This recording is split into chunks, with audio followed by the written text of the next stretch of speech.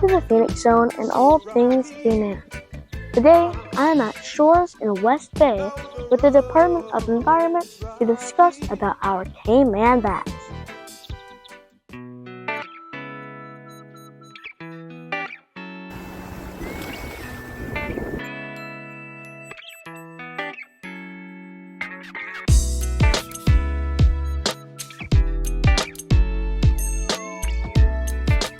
Today, I'm here with Miss Simone Williams, who is a part of the Terrestrial unit for the DOE, and Mr. Josh, who is a research assistant for the DOE. Ms. Simone, thank you for joining the Phoenix Zone.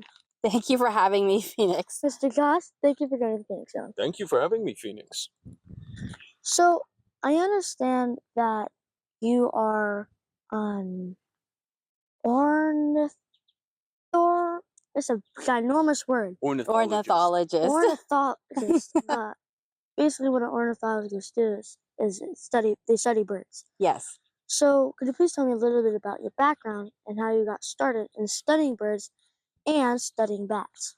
So birds have always been my passion when I was growing up. So when I went to school, I was just a really keen, what we call birder. I knew about different species. And when I was in university, my ornithology teacher, professor, actually handpicked me out and said, hey, do you want to learn about migratory birds in Cuba?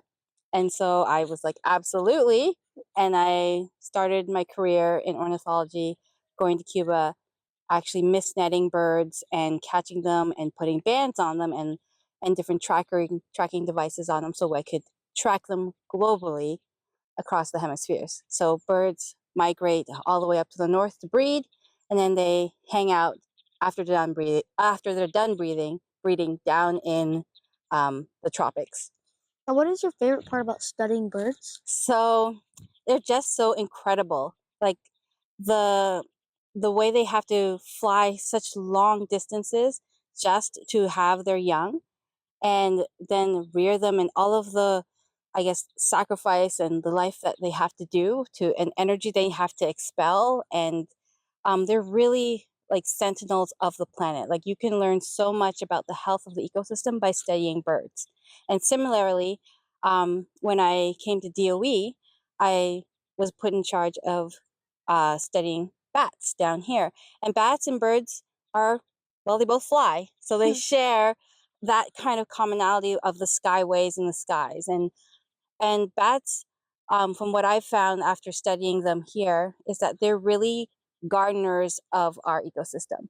They really know, they really indicate how healthy Cayman's ecosystem, and they do a lot in terms of seed dispersal, pollination, even fertilization of the plant species here.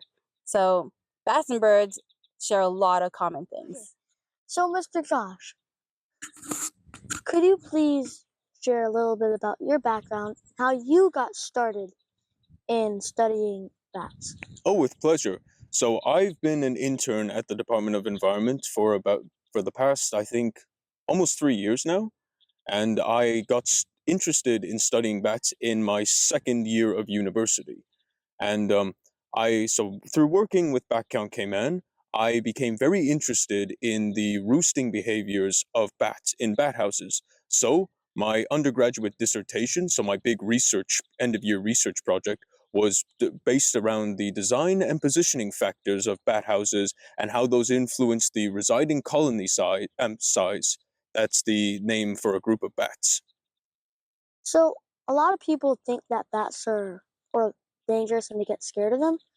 So, are bats dangerous? And can you give some tips on how not to harm the bats? Oh, absolutely. So to answer the first question, no, bats are not dangerous. However, like all wild animals, they can be aggressive and may bite if cornered. But generally speaking, the only time a bat would bite somebody is if someone were to handle it. They do not swoop down out of the sky to feed on the blood of the living. That nonsense only happens in Hollywood horror movies. But there is the only real hazard that a bat can pose to a human is the very small risk of disease transmission through biting, such as with rabies. But here in the Cayman Islands, there has never been a recorded case of a bat biting a person or a bat having rabies. So, in short, the short answer is no. Bats are not dangerous unless you are a mosquito. And how people cannot harm bats. Well, for one thing, if you do see a bat lying down on the ground, do not immediately start to pick it up. Just assess the situation and definitely contact the DOE or the National Trust as soon as possible. They can give you advice on what to do with it. Or if you are someone who is experienced with handling wildlife, make sure you handle it with gloves and put it in a safe container and wait for further instructions from any noteworthy source of information. Also, so I just said, like, essentially, if you do see a bat on the ground, just make sure you call the DOE and notify them of it. And how to not harm bats? Well, essentially, just make sure that to avoid human bat conflict, make sure you close up any holes in your rafters to avoid bats roosting in your house, which could lead to human bat conflict. And more importantly, do not use harmful pesticides in your backyard, because those essentially can get into because when insects become contaminated and if bats eat those insects, they can become very sick. Mm-hmm. Yes. And generally, what can cause bats to become very sick can also cause humans to become very sick. So we do like to monitor the bat population. And when we do these bat counts, we do inspect the bat houses to make sure, just to see if there's any dead bats on the ground. So if we find dead bats on the ground, we collect them and then we send them to a lab, just in case. Because like I said, what can harm a bat can also harm us.